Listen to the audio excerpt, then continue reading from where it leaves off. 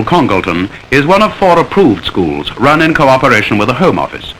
The reclamation of the delinquent boy or girl is another important concern of the National Children's Home. At Chipping Norton there is a home for 60 disabled children. There are many here to whom a happy and vigorous life seemed a remote possibility. Yet large numbers have been helped to useful careers during the 50 years of Chipping Norton's work. Spastics, among the most pathetic of all cases, are patiently taught to walk with many ingenious aids.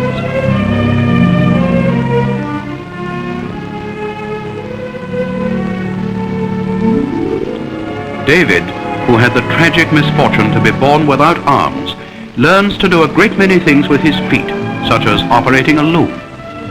For whatever your handicap, Chipping Norton is a place of hope, the spirit of which has been exemplified for all time by the achievements of John Buchanan, in whose remembrance a plaque is proudly displayed. Born without hands, John yet became an artist and craftsman who triumphed gloriously over severe handicaps. Here is some of his work. Queen Mary used to order Christmas cards from his designs. His special genius lay in the illumination of literary quotations.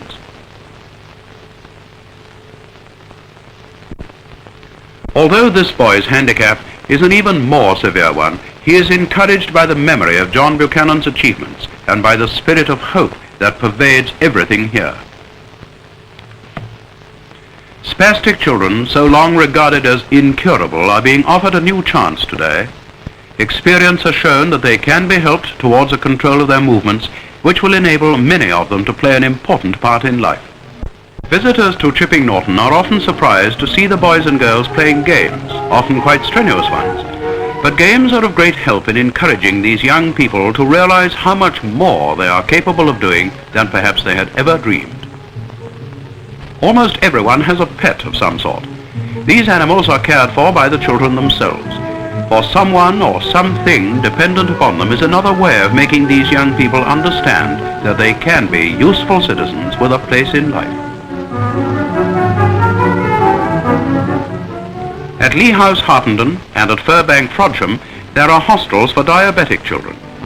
Medical science has not yet been able to find a cure for diabetes, but the disease can be controlled by diet and injections of insulin, and the patients live an otherwise normal life. Matron gives the daily injection to the younger children.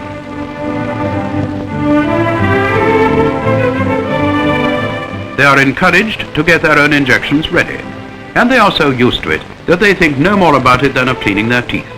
The older children, under matron supervision, inject themselves, a training that will enable them to go out into life independent and self-reliant. It is difficult for parents to provide such exacting care, and the alternative is often long periods of hospital treatment.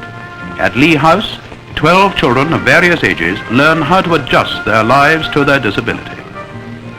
Each child's diet must be carefully balanced. One of the older girls helps cook to weigh out tomorrow's breakfast. All foods containing starch must be weighed accurately to suit each individual's requirements. Under this treatment, they live happy, normal lives.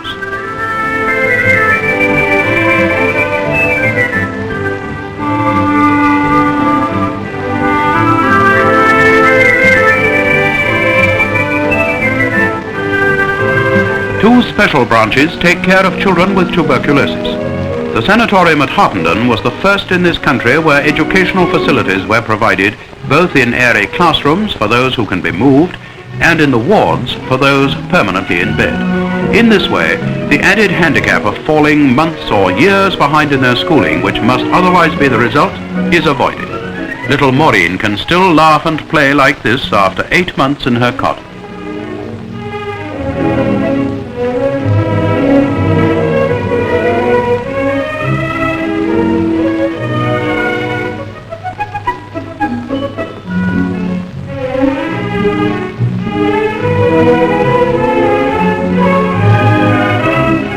The children are encouraged to take up hobbies and to use their hands in creative work.